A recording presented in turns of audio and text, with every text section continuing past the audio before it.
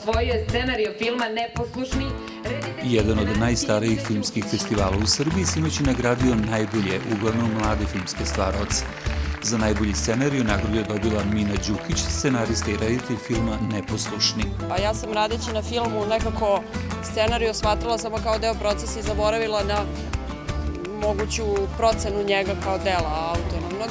I u tom smislu mi je jako velika čast, zato što mislim da je ceo svet filma stvoren u tom scenariju.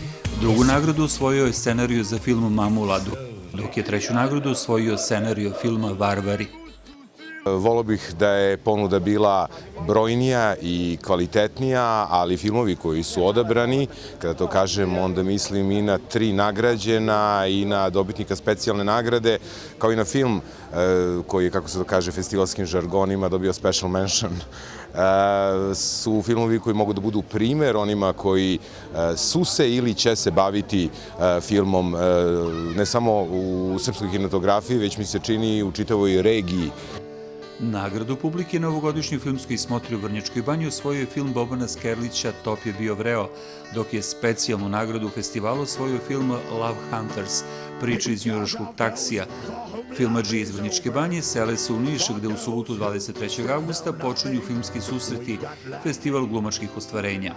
Vrnjačka banja, Ljubiša Lešović, Prva televizija.